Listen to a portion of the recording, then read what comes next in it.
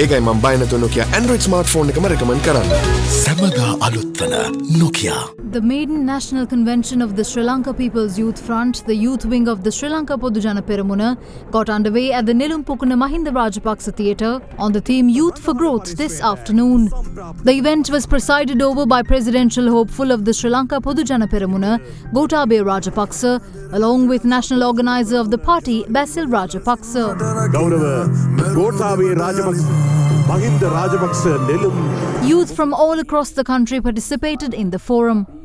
We have a lot of well-qualified, well-skilled youth wanting to go work and live abroad. How could we encourage them to stay back, contribute to the development of Sri Lanka? They are not encouraged to come back is because we don't have a stable economic environment. They can't get good schools for their children and they are worried about public safety. We have to create this environment here in Sri Lanka. I can remember immediately after the war ended, Sri Lankans who were living abroad came back to Sri Lanka. They found good paying employment and they started new startups. That environment was destroyed. We have to change this situation.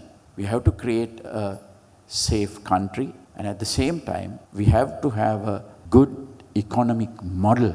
After the war ended, we had a plan, though we understood that for a long period people were suffering from various restrictions and they were looking for freedom. By the end of 2014, there was not a single roadblock in this country. We didn't do any active military operations. We had 30 years of war. There is always a possibility to regroup and have a situation. Therefore, we had a very solid intelligence system where we monitored without any harassment to the public. And that is why for 10 years we had a continuous peace. At the same time, we were studying the global development. We saw in our neighborhood as well as globally the development of radical extremism and terrorism. There was a possibility that it could affect Sri Lanka as well. But that was new to us. Therefore, we trained our intelligence officers. We studied this new situation and we were ready. Unfortunately, with the change of government, these things were neglected. The national security was not given the priority. Under our government, we will re-establish that secure country in Sri Lanka.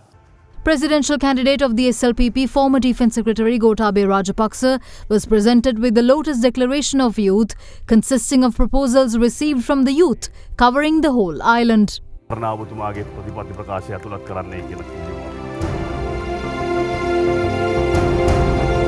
Leader of the party, opposition leader Mahinda Rajapaksa too joined the forum later. Ladies and gentlemen, the 5th Executive President of Sri Lanka, leader of the Sri Lanka Podujana Peramuna, Mahinda Rajapaksa.